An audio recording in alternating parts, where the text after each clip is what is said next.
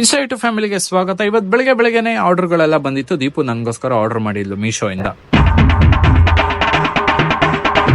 Fitting ಎಲ್ಲ check ಮಾಡ್ಕೊಂಡು correct ಆಗಿದೆಯಾ ನೋಡ್ಕೊಂಡು, ಅದಾದ್ಮೇಲೆ ಸ್ವಲ್ಪ ಐಟಮ್ಸ್ ಎಲ್ಲ ತರಬೇಕಿತ್ತು. ಬಾದಾಮಿ, ಗೋಡಂಬಿ, ಹಾಲು ಎಲ್ಲ ತರಬೇಕಿತ್ತು. ಹೋಗಿ ಪಟ ಅಂತ ತಗೊಬಂದು ಎಲ್ಲ ಗೋಡಂಬಿ ಎಲ್ಲ ಕಟ್ ಮಾಡಿ ಹಾಕಿ, ಹಾಗೆ ಒಂದು ರೀಲ್ ಮಾಡಬೇಕಿತ್ತು. ಕಾಮಿಡಿ ರೀಲ್ ಎಷ್ಟೊಂದ್ ದಿವಸ ಆಗಿತ್ತು, ಮಾಡಿದೀನಿ, ಅಪ್ಲೋಡ್ ಮಾಡ್ತೀನಿ, ಚೆಕ್ ಮಾಡಿ.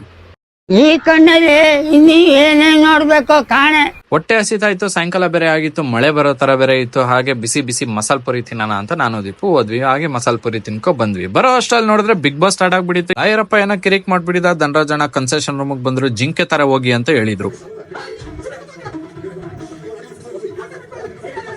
ಬಿಗ್ ಬಾಸ್ ಅವರು ಜಿಂಕೆ ತರ ಹೋಗಿ ಅಂದ್ರು. ನೋಡೋರೆ ಜೊತೆಲಿ ಹುಲಿನೂ ಕರ್ಕೊಂಡ್ಬಂದ್ಬಿಟ್ಟಿದ್ರು. ಧನರಾಜಣ್ಣ ಸಾಕದಾಗಿತ್ತು ಮಾತ್ರ ಸೀನು. ಆಮೇಲೆ ತುಕಾಲಿ ಅವ್ರ ಹೆಂಡತಿ ಜೊತೆ ಜಗಳ ಸ್ಟಾರ್ಟ್ ಮಾಡ್ದ. ಅವಯ್ಯ ಎಲ್ಲಾರ ಜೊತೆನೂ ಜಗಳ ಕಿರಿಕ್ ಮಾಡ್ತಾನೆ ಅವನೇ. ಮಂಜಣ್ಣ ಆಡಲ್ಲೇ ಚಮಕ್ ಕೊಡ್ತಾ ಇದ್ರು. ಆಮೇಲೆ ಲಾಸ್ಟ್ ಅಲ್ಲಿ ಏನೋ ಬಿಗ್ ಬಾಸ್ಗೆ ಚೋಕ್ ಕೊಡ್ತಾವನೆ. ಐತೆ ಇರು ಮಗ ನಿನ್ಗೆ